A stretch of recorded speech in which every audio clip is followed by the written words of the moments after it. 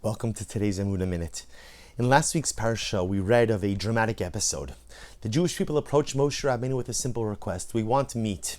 Now, at first glance, it appears to be a simple request, except it wasn't a request, it was a complaint. And not only was it a complaint, but it was a profound display of ingratitude. After all, remember again, HaKadosh Baruch Hu had been supporting the Jewish people throughout their sojourn in the desert with the man, the miraculous bread which fell from the heavens each and every day, enough to sustain every single man, woman, and child. And you could prepare it however you want, and it could taste whatever you wanted it to taste like, but yet, for Klal Yisrael, that wasn't enough. They required meat, they required basar, and they come to Moshe Rabbeinu. And Moshe Rabbeinu is so distressed by this, and understandably so, because after all, again, God provides you with your daily bread. HaKadosh Baruch Hu gives you everything and anything you need to survive, and this is the thanks. This is the hakaras atov. This is the gratitude you display. And so the Torah says something amazing. This is in Perek Yud Aleph Pasuk Yud, chapter 11, verse 10. Vayishma Moshe asa'am bochel mishpachosav. Moshe Rabbeinu literally hears people crying over this. Can you imagine? They have man. They're not starving. There's plenty to eat. We understand if Jews are crying because they're starving, of course, but no one's starving. They have man, but yet they don't have meat. They don't have exactly what they want. And by the way, I want to point out, there are plenty of animals. If they wanted meat, they could just shecht meat. They could have meat. But no, they wanted God to provide them with meat. So Moshe Rabbeinu literally hears them crying. Vayishma Moshe asa'am bochel mishpachosav. He hears entire families crying. Ish lepesach oalo. Entire households crying. Vayichar af Hashem, because Baruch Hu got very angry. Ube'emei Moshe ra. And in the eyes of Moshe, this whole thing was very bad.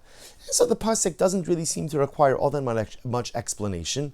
Again, not only are they upset, not only are they voicing a complaint, but mamish, they're crying. They're crying as if something horrible is occurring. And meanwhile, they have anything and everything they need. And the Torah records two reactions. Hashem is angry, understandably so. He's taking care of this people from the beginning. And yet, again, all it is ingratitude after ingratitude. And in the eyes of Moshe, this was terrible. Now again, for Moshe Rabbeinu, we understand that it was terrible as well, because each and every one of these complaints was also a little bit of a revolt against Moshe Rabbeinu's leadership, was a revolt against the Ribbon Shalom. But the great tzaddik, Reb Levi Yitzchak Berditchev Zecher Tzaddik V'Kadosh Levracha, explains this pasuk in such a dramatic way. And the Rebbe says, if you look at this story, it stands in marked distinction from all of the other stories of rebellion, all the other stories of complaints. Because again, we're no stranger to complaining, and every single time Klal Yisrael complained and got themselves into trouble, there was always the same script. Klal Yisrael complained, God got upset, or Klal Yisrael did something wrong, God got upset, and what happens? Moshe Rabbeinu advocates. Moshe Rabbeinu advocated on their behalf. Moshe Rabbeinu would lobby, would argue, would defend. It was always Moshe Rabbeinu to the rescue. But yet points out the Rebbe in this particular episode, Moshe doesn't advocate. In fact, again, it's in this episode where Moshe Rabbeinu pretty much throws his hands up in the air. He says, Kadosh Baruch Hu, I can't do this anymore.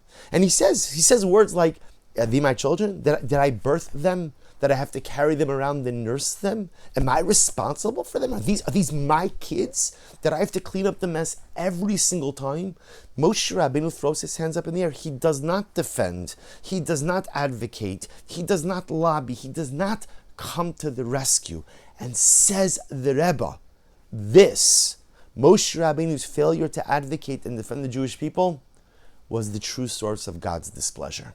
Not the sin. People sin. People do terrible things. People complain. People are ingrates all of the time. That's human nature. That's to be expected. What HaKadosh Baruch Hu was so upset about, look at the words of the pasuk the Rebbe says, Vayichar af Hashem ma'od. Hashem got angry. Do you know why Hashem got angry? Ube'enei Moshe ra. Because Moshe only saw the evil in the people. Moshe Rabbeinu didn't advocate. Do you know why he didn't stick up for them this time? Why didn't he come to the rescue? Because he saw nothing redeeming in the klal. He did not see one good thing in them. How could I defend the people if I see nothing positive in them? And the Ribbon Shalom says, Moshe, you see nothing good in them? You don't have the ability to defend because you see nothing positive? Vayichar af Hashem ma'od. Says Reb Levi Yitzchak, Hashem didn't get angry because of the complaint for meat. They're people. People do foolish things. People complain when there's nothing to complain about. And people cry when there's nothing to cry about. I expect that from them. But Hashem gets angry because Be'enei Moshe Ra. Because Moshe only saw the negativity. He did not see anything positive in Klal Yisrael. Because it is the job of a leader to always see something positive in his flock, even when the flock is not really behaving. But it's not just an obligation in leadership. It's the obligation that we have been Adam L'Chavero as well.